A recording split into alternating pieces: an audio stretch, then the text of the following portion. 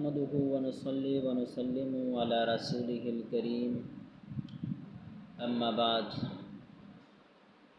ومنه من اهتدى لتعيين منكوحة لا يزاحمه فيها أحد يدفع بها شبقة ويدرأ بها نسله ويستعين بها في حوائجه المنزلية وفي حضانة الأولاد وتربيتها وغير الإنسان لا يحتاج. بات چل رہی تھی کہ دیہی تمدن میں کچھ چیزیں مشترک اور بنیادی طور پر سب میں پائی جاتی ہیں. ان میں سے تقریباً 5 کا تذکرہ ہو چکا تھا اور یہاں سے باقی ماندہ امور کا تذکرہ کیا جا رہا ہے. ان میں سے ایک مشترک امر یہ ہے کہ ایک مرد ایک عورت کو اپنے لیے منتخب کر دیتا ہے، خاص کر دیتا ہے، متعین کر دیتا ہے، جس میں کسی اور کی شرکت نہیں ہوتی. مرد عورت کا باہمی تعلق یہ فطری معاملہ ہے اور دور اول سے جاری اور ساری ہے. دنیا میں کوئی ایسا مسلک مذہب نہیں پایا جاتا جو اس کو ممنوع قرار دیتا ہو اور اس کے اوپر پابندی لگاتا ہو. اس کی وجہ یہ ہے کہ نکاح مرد اور عورت کا آپس میں تعلق یہ انسانی زندگی اور اس نسل کی ہمیشگی اور اس قیام اور تسلسل کے لیے لازمی اور ضروری ہے اور واحد ذریعہ ہے. ویسے اصول تو یہ ہے کہ کوئی انسان دوسرے انسان سے کسی بھی صورت میں فائدہ نہ اٹھائے، اور یہی وجہ ہے شریعت کے یہاں عورتوں سے فائدہ اٹھانے میں اصل حرمت ہے. جواز ایک صورت فقط نکاح ہے، کوئی دوسری صورت موجود نہیں. ہاں، ابتدائی زمانے میں باندیاں رکھی جاتی تھی، وہ ان سے استمتاع بلا نکاح کے بھی جائز ہوا کرتا تھا، لیکن فی الحال وہ موجود نہیں ہے، اس لیے ان کا تذکرہ نہیں کیا جاتا. امام شاہ ولی اللہ محدث دہلوی رحمہ اللہ فرماتے ہیں کہ مرد اور عورت کا تعلق یہ دیہی تمدن میں بھی ہوتا ہے اور یہ مشترک امور میں سے ہے، ہر تمدن کے اندر یہ پایا جاتا ہے. اس میں ایک اہم بات وہ جو ذکر کرتے ہیں لتعیین منکوحۃ لا یزاحمہ فیہا احد، کہ ایک شخص ایک عورت کو اپنے لیے متعین کر دیتا ہے، اس عورت کے اندر اس مرد کا کوئی مصاحب نہیں ہوتا. یہ انسانی فطرت ہے. ایک عورت صرف ایک مرد کی بیوی بن کر رہے، کسی اور کے ساتھ اس کے جنسی تعلقات قطعاً نہیں ہونے چاہیے. یہی وجہ ہے کہ جن اقوام تک شریعت نہیں بھی پہنچی ہے یا پہنچی ہے مگر انہوں نے مانی نہیں ہے، ان لوگوں میں بھی یہی معاملہ ہے کہ وہاں ایک عورت صرف ایک مرد کی ہوتی ہے، اس میں کسی اور کی شرکت کو برداشت نہیں کر لیا جاتا. تو یہ تمدن کی اہم ضرورت ہے، اور یہ چونکہ یہ فطری معاملہ ہے، اس لیے کتنے ہی کوئی گنوار قوم کیوں نہ ہو، اور کتنے سادہ مزاج لوگ کیوں نہ ہو، وہ اس فطرت سے، فطری عمل سے پوری طرح لطف اندوز ہوتے ہیں اور اس چیز کو بخوبی جانتے ہیں۔ تو یہ فطری معاملہ ہے۔ وَمِنْهُمْ أَنْ اهْتَدَّ لِتَعْيِينِ مَنْكُوحَةٍ، کہ انہوں نے راہ پائی ہے لِتَعْيِينِ مَنْكُوحَةٍ، ایک منکوحہ کو متعین کرنے کی، لا يزاحمه فيها أحد، کہ کوئی شخص اس میں مزاحم نہ ہو، يدفع بها شبقه، جس کے ذریعے سے وہ اپنی جنسی خواہش کو دفع کرتا ہے، مٹا دیتا ہے، ويزرع بها نسله، اور اس کے ذریعے سے وہ اپنے نسل کو بڑھاتا ہے، ويستعين بها، اور اس عورت کے ذریعے سے وہ مدد حاصل کرتا ہے، في حوائجه المنزلیہ، گھریلو ضروریات اور حاجات میں، وفی حضانت الاولاد و تربیتها، اولاد کی پرورش اور ان کی تربیت میں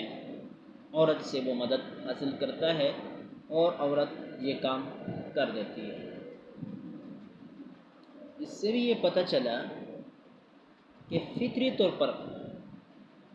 گھریلو کام عورت کے ذمے اور بیرونی کام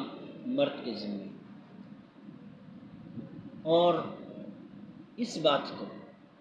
فطرت پر چھوڑ دی جائے تو یہ تقسیم فطری نکل آئے گی، اور اس کی واضح دلیل اور نشانی کسی بھی دیہاتی زندگی میں جائیں، وہاں کے حالت ذات دیکھیں۔ وہ لوگ چونکہ فطرت پر ہوتے ہیں، لہذا وہاں یہ معاملات بھی اسی فطرت کے مطابق ہوتے ہیں کہ بیرونی معاملات مرد سنبھالتے ہیں اور اندرونی معاملات عورت سنبھالتی ہے۔ اب اس میں کیا کتنے درجے پر کسی کی ذمہ داری ہے، نہیں، چونکہ یہاں شرعی طور پر بحث نہیں ہو رہی، اس وجہ سے صرف فطری اعتبار سے میں نے وضاحت کر دی۔ ایسا ہونا چاہیے کہ گھریلو جو معاملات ہے وہ عورت سنبھالیں، اور جو گھر سے باہر کے معاملات ہیں وہ مرد سنبھالیں۔ آگے کہتے ہیں وغیر الانسان لا يعينها الا بنحو من الاتفاق، انسان کے علاوہ جو باقی جانور ہیں ان میں بھی توالد تناسل کا وہ چلتا ہے، سلسلہ چلتا ہے، اور ان میں بھی یہی جنسی عمل جاری رہتا ہے، لیکن ان میں مذکر کا اپنے لیے مؤنث کا انتخاب اور تعین وہ اتفاقی طور پر ہوتا ہے، کوئی معاہدہ نہیں ہوتا، تعین نہیں ہوتی۔ کسی بھی وقت جب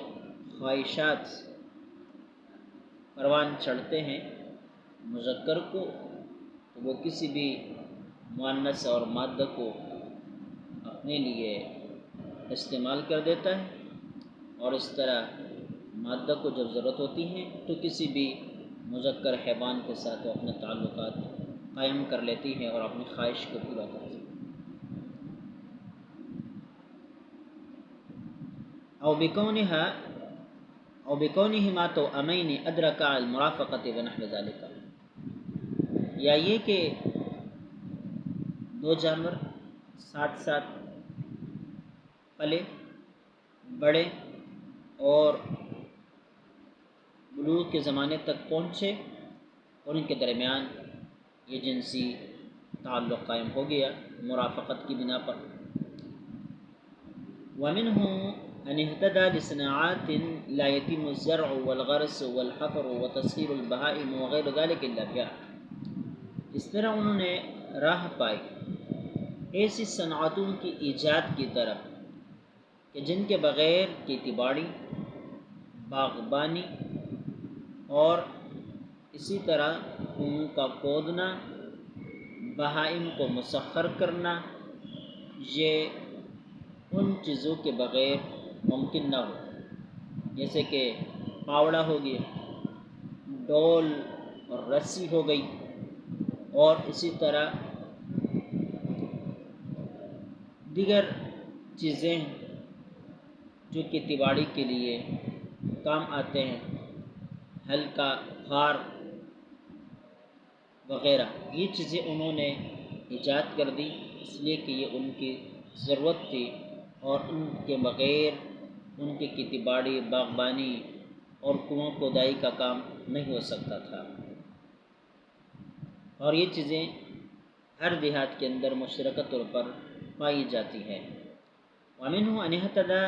لِمُبَادَلَاتٍ وَمُعَاوَنَاتٍ فِي بَعْضِ الْأَمْرِ، اس طرح انہوں نے راہ پائی آپس میں چیزوں کے تبادلے اور بعض امور میں ایک دوسرے کے معاونت کے لیے۔ ہم جو آج پیسوں کے ذریعے سے اشیاء کا تبادلہ کرتے ہیں، اس طرح یہ دیہی تمدن میں بھی یہ معاملات اور یہ چیزیں پائی جاتی تھیں۔ شروع میں کیا عمل تھا؟ اشیاء کے بدلے میں دی جاتی تھی، بعد میں پھر سونا چاندی اس کے لیے مقرر کر دیا گیا، اور اب اس کے لیے سکہ اور یہ نوٹ جو ہے روپیہ کی شکل میں، ڈالر کی شکل میں وغیرہ وغیرہ، یہ اس کی جگہ پر آیا۔ اس کی بات اپنے مقام پر آئے گی، اور انشاءاللہ اس کی پوری تاریخ آپ کے سامنے پیش کر دی جائے گی کہ روحوں نے یہاں تک کتنے مراحل طے کر کے یہ پہنچے ہیں۔ وَمِنْهُ أَنْ يَقُومَ أَشَدُّهُمْ رَأْيًا وَأَشَدُّهُمْ بَطْشًا، اور ان میں سے یہ بات بھی ہے کہ ان میں سے جو سب سے زیادہ صاحب رائے ہو اور صاحب رائے ہو، وَأَشَدُّهُمْ بَطْشًا، پکڑ کے اعتبار سے سخت ہو، وَيُسَخِّرُ الْآخَرِينَ، وہ دوسروں کو مسخر کر لیں، وَيَرَأْسُ عَلَيْهِمْ، اور ان کے اوپر سرداری کریں، وَيَرْبَعُ، اور ان سے ٹیکس وصول کر لیں، چوتھائی حصہ، وَلَوْ بِوَجْهٍ مِّنَ الْوُجُوهِ، کسی بھی طریقے سے۔ اس میں یہ بتلا دیے کہ ہر تمدن کے اندر کوئی نہ کوئی سردار ہوا کرتا ہے، کوئی صاحب رائے انسان ہوا کرتا ہے، جس کی رائے ٹھوس، صحیح اور سب کو قبول اور مقبول ہوتی ہے، اس کی پکڑ بڑی سخت ہوتی ہیں، اور وہ دوسرے لوگوں کو اپنے لیے مسخر کر کے تابع بنا لیتے ہیں۔ جیسے کہ قوانین ہوتے ہیں، پنجاب میں چودھری ہوتے ہیں، اور ہمارے بلوچستان میں سردار ہوتے ہیں، خیبر پختونخوا میں خان ہوتے ہیں، اور سندھ میں راجے وغیرہ ہوتے ہیں، چودھری بھی ہوتے ہیں، راجے ہوتے ہیں۔ تو اسی طرح ہر تمدن کے اندر ایسے لوگ پائے جاتے ہیں۔ اس سے اس بات کی طرف اشارہ ہوا کہ پہلے جو ذکر کر دیا گیا تھا کہ حکومتیں یا ریاستیں کس طرح وجود میں آتی ہیں، اس میں 4 نظریات پیش کر دیے گئے تھے۔ امام شاہ ولی اللہ محدث دہلوی رحمہ اللہ فرماتے ہیں کہ وہ دیہات جن کو اب تک دین اسلام کی روشنی یا وحی کی تعلیمات نہیں پہنچی تھی، ان دیہاتوں نے اپنے اندر جو خانگی نظام قائم کیا، چودراہٹ کا نظام قائم کیا، یا اس طرح سرداری کا نظام قائم کیا، یہ نظریہ قوت کی بنا پر معرض وجود میں آیا۔ وَمِنْهُ أَن تَكُونَ فِيهَا سُنَّةٌ مُسَلَّمَةٌ، ساتھ ساتھ ہر دیہات کے اندر ایک خاص طریقہ ہوا کرتا ہے جو سب کو مسلم ہوتا ہے، لِفَصْلِ خُصُومَاتِهِمْ وَقَبْحِ ظَالِمِهِمْ وَدَفْعِ مَن يُرِيدُ أَن يَغْزِوَهُمْ، جن کے ذریعے سے وہ اپنے خصومات کے فیصلے کرتے ہیں، نزاعات اور لڑائیوں کے فیصلے کرتے ہیں، وَقَبْحِ ظَالِمِهِمْ، ظالم کو لگام دیتے ہیں، وَدَفْعِ مَن يُرِيدُ أَن يَغْزِوَهُمْ، اور جو ان کے خلاف جنگ پر آئے ان کو دفع کرتے ہیں، یعنی دشمن سے اپنا دفاع کرتے ہیں۔ یہ بھی ان کے درمیان یہ مسلم طریقہ تھا چلتا ہے۔ تو یہ چیزیں ہر تمدن میں پائی جاتی ہیں، ہر دیہات والوں کے اندر پائی جاتی ہیں، اور جن لوگوں نے دیہاتوں میں زندگی گزاری ہے یا وہاں کے حالات زار دیکھے ہیں، ان کے لیے یہ باتیں سمجھنا کوئی مشکل نہیں۔ ولا بد ان يكون في كل قوم من يستنبط طرق الارتفاق فيما يهمهم شأنه۔ یہاں شاہ ولی اللہ محدث دہلوی رحمہ اللہ فرماتے ہیں کہ یہ اللہ کا نظام ہے، فطری نظام ہے کہ ہر قوم کے اندر کچھ باصلاحیت لوگ ہوا کرتے ہیں، صاحب استعداد قسم کے لوگ ہوا کرتے ہیں، قابل لوگ ہوا کرتے ہیں۔ ٹھیک ہے، غیر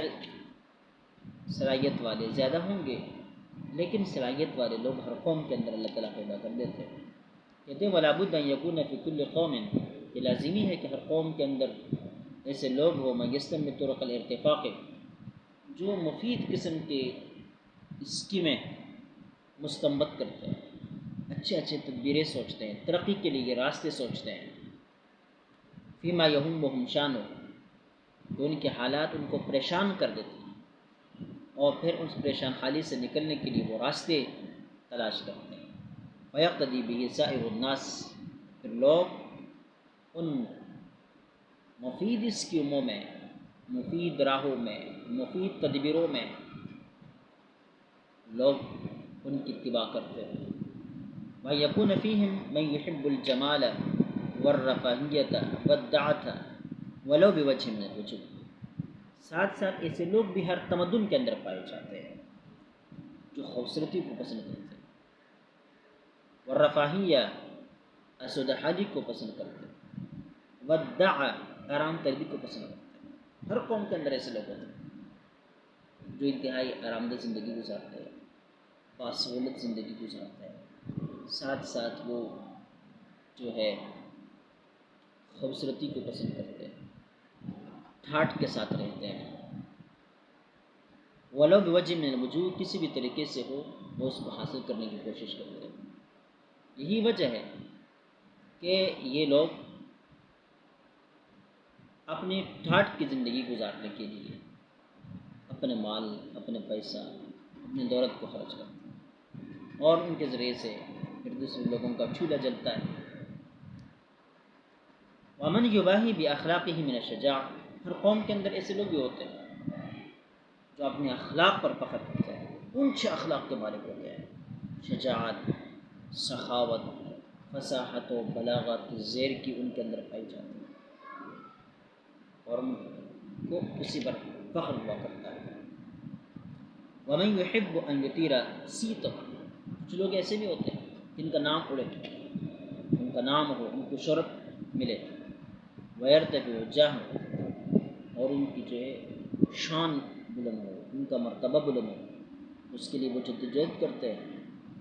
اور جو ہے اپنے آپ کو امتحانات کے اندر ڈالتے ہیں اور نام کماتے ہیں۔ آج بھی آپ اولمپکس کھیلوں کو دیکھیں، دیگر کھیلوں کو دیکھیں، کتنی مشکل قسم کے کھیل کھیلتے ہیں، ان کے اندر یہ جذبہ ہوتا ہے کہ میں نام کروں، لوگ مجھے سلوٹ کرتے ہیں، لوگ میرا اچھا تذکرہ کرتے ہیں۔ یہ ہر قوم کے اندر، یہی قوموں کے اندر دینی تمدن کے اندر بھی ہوتا ہے۔ لوگ جب گھڑ سواری فخر کی چیز ہوا کرتی تھی، نوجوان گھڑ سواری کیا کرتے تھے، تیر اندازی جب فخر کی چیز ہوا کرتی تھی، دیہات کا ہر فرد،